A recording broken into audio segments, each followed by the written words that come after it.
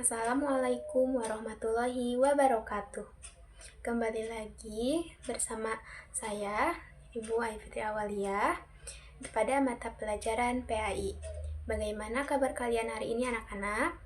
Alhamdulillah, luar biasa, senyum ceria, Allahu Akbar. Semoga kita semua dalam keadaan sehat ya. Amin. Nah, sebelum belajar, mari kita berdoa terlebih dahulu bersama-sama. Bismillahirrohmanirrohim. Raditu billahi robba, wabil islami dina, wabi muhammadin nabiyya wa rasula. Robbi zidni ilman, warzukni fahman. Amin. Semoga pembelajaran kita hari ini diberi kelancaran dan diberikan ilmu yang bermanfaat. Nah, sebelum memulai pembelajaran, sekarang coba lihat di sebelah kanan dan kiri kalian, apakah ada temannya yang tidak masuk? Alhamdulillah. Jika semuanya masuk, berarti kita semua dalam keadaan sehat walafiat. Kalian semua harus tetap semangat dalam belajar ya. Harus giat dalam belajar. Di sini siapa yang mau jadi orang yang sukses? Nah, cara menjadi orang yang sukses yaitu dengan cara giat belajar dan harus selalu semangat dalam belajar. Karena tidak ada ceritanya orang sukses hanya dengan bermalas-malasan. Jadi, kita semua harus semangat selalu dalam belajar ya. Nah, tujuan pembelajaran kali ini yaitu yang pertama, meyakini kebenaran kisah Nabi Muhammad SAW. Yang kedua, mengungkapkan arti dari kasih sayang Rasul dengan benar. Yang ketiga, menyebutkan satu contoh kasih sayang Nabi Muhammad SAW. Dan yang keempat, menyebutkan teladan Nabi Muhammad SAW. Sekarang, coba review materi pembelajaran yang kemarin. Apakah ada yang masih ingat kemarin kita membahas tentang apa? Berperilaku jujur. Ya, kemarin kita membahas tentang berperilaku jujur. Pada video kali ini, kita akan belajar tentang kisah keteladanan Nabi Muhammad SAW. Nabi Muhammad SAW adalah nabi terakhir yang diutus Allah untuk mengajarkan agama Islam. Nabi Muhammad SAW ketika lahir telah menjadi anak yatim, sebab ayah Nabi Muhammad SAW telah meninggal saat beliau masih di dalam kandungan ibunya. Ketika itu, kondisi penduduk Mekah dalam masa kebodohan dan kedoliman. Tak lama kemudian, lahirlah di tengah-tengah mereka seorang bayi yang kemudian diberi nama Muhammad. Beliau dilahirkan oleh seorang ibu bernama Aminah binti Wahab pada tanggal 12 Rabiul Awal atau bertepatan dengan 20 April 571 Masehi. Bertepatan dengan peristiwa kelahiran Nabi Muhammad, ada pasukan dari Yaman yang dipimpin oleh Raja Abrahah.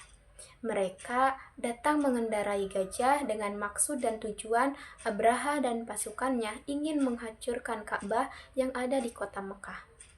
Sebab Abrahah iri dengan keramaian kota Mekah dan Ka'bah yang selalu menjadi tempat peribadahan masyarakat di Mekah. Bahkan, Abrahah sempat membuat sebuah tempat ibadah yang sangat megah, dengan maksud agar orang-orang berkunjung ke sana dan mendatangkan pasukan besar bagi Yaman. Akan tetapi, bangunan yang megah dan indah itu tak kunjung ramai. Orang-orang Arab tetap berdatangan ke Mekah untuk mengunjungi Ka'bah yang dibangun oleh Nabi Ibrahim dan Nabi Ismail alaihi salam. Penduduk Mekah yang mendengar kabar tersebut merasakan ancaman yang besar. Pasukan gajah itu bukan tandingan mereka. Bahkan Abdul Muthalib sebagai pemimpin Mekah pun tak bisa berbuat banyak. Ia menyerahkan perlindungan Ka'bah kepada Allah. Namun, ketika sampai di dekat Ka'bah, tiba-tiba pasukan gajah itu terhenti. Lalu datanglah kawanan burung ababil yang dikirim oleh Allah dengan membawa sebuah batu kerikil yang berasal dari neraka. Lalu batu-batuan itu dilempar mengenai tubuh dari Abraha dan para pasukannya, termasuk juga tubuh dari gajah-gajah itu sehingga tampak bolong-bolong seperti daun yang dimakan ulat. Peristiwa ini dijelaskan dalam Quran Surat Al-Fil ayat 1-5. Abraha dan pasukannya pun musnah, tak ada yang selamat dalam peristiwa tersebut. Sudah menjadi adat dan kebiasaan orang-orang Arab, kota Mekah terutama para bangsawan yang menitipkan dan memasukkan bayinya kepada para wanita Ba'diyah, yaitu dusun di padang pasir, supaya bayi itu bisa menghirup udara dan bisa dapat berbicara dengan bahasa yang fasih dan murni. Demikian juga dengan Nabi Muhammad. Beliau dititipkan kepada Halimatus Sa'diyah dari Bani Sa'ad, kabilah Hawazin, yang tempatnya tidak jauh dari kota Mekah. Pada saat itu, Bani Sa'ad mengalami musim kemarau yang sangat panjang. Namun, ketika Nabi Muhammad tinggal di sana, lambat laun tanah di sekitar kediaman Halimatus Sa'diyah menjadi subur. Di perkampungan Bani Sa'ad itu Nabi Muhammad SAW diasuh dan dibesarkan oleh Sa'diyah sehingga mencapai usia 5 tahun. Ketika berumur 5 tahun, Nabi Muhammad SAW kembali diasuh oleh ibunya yaitu Aminah.